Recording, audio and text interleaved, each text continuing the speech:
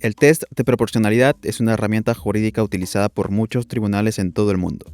Básicamente se usa para determinar si la limitación que está aplicando el Estado a un derecho fundamental es legítima o es excesiva.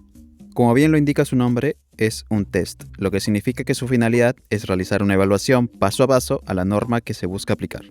Su origen tiene sus bases en el derecho alemán, específicamente en el principio de proporcionalidad que se desarrolló en el derecho administrativo del siglo XIX, al cual buscaba poner un límite al ejercicio del poder público. Después de la Segunda Guerra Mundial y tras la caída del régimen nazi, el Tribunal Constitucional Federal Alemán consolidó jurisprudencialmente el test tal como lo conocemos hoy. Aunque si hay una persona a la que debemos atribuirle el sentido teórico y dogmático, ese definitivamente es Robert Alexy. Él se encargó de demostrar los fundamentos detrás de su aplicación. Lo que hizo Alexy fue explicar los pasos que se suelen seguir al momento de verificar una norma. El primero se centra en la idoneidad, que también suele ser llamada adecuación. Este es el paso más básico de todos. Lo que se pregunta aquí es si realmente la medida sirve de alguna u otra forma para poder alcanzar el objetivo que se está persiguiendo. Por ejemplo, supongamos que a un municipio de repente se le ocurre cerrar un parque público durante todo el día, con el objetivo de evitar el vandalismo que ocurre ahí por las noches. Aquí no vamos a analizar nada más que si la medida es idónea, y como ven en este ejemplo sí lo es.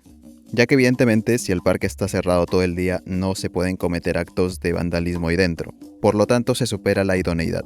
Luego debemos centrarnos en el segundo paso, que es verificar si la medida es necesaria. Aquí básicamente nos preguntamos si existe o no una alternativa menos lesiva, pero igual de eficaz. En este ejemplo, si los actos vandálicos solo ocurren por la noche, no hay necesidad de mantener el parque cerrado todo el día. Se podría cerrar el parque solo de noche o simplemente aumentar la seguridad nocturna. Por lo tanto, como vemos, la norma no supera el segundo filtro. Pero suponiendo que sí lo haga, tendríamos que pasar al tercer y último requisito del test, la llamada proporcionalidad en sentido estricto, aunque antes será necesario aclarar algo. Robert Alexy menciona que los derechos fundamentales no funcionan como reglas absolutas, es decir, no es que se cumplen o se incumplen sin más, funcionan como lo que él llama mandatos de optimización. Estos mandatos de optimización son órdenes para realizar un derecho en la mayor medida posible, obviamente teniendo en cuenta siempre cada caso en particular y si existen o no otros derechos o intereses que estén involucrados. Cuando un derecho entra en conflicto con otro derecho, no se trata de eliminar uno y quedarse con el otro, sino de ver en qué grado o medida se van a aplicar ambos. Volviendo al ejemplo, lo que nos pide la proporcionalidad en sentido estricto es comparar el beneficio que se obtiene si aplicamos dicha norma frente al sacrificio que se impone al derecho que se está afectando. Dicho más simple, es el momento de la ponderación, donde se evaluará si la ventaja lograda realmente justifica la intensidad de la restricción.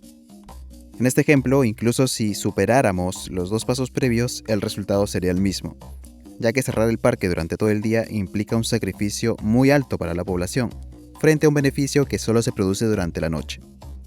Por ello, la medida resultaría excesiva y no superaría el test de proporcionalidad. Como podemos ver, el test no busca eliminar derechos, sino encontrar un equilibrio razonable entre ellos y otros intereses constitucionales. La idea central aquí es maximizar la realización de todos ellos, no de anularlos completamente.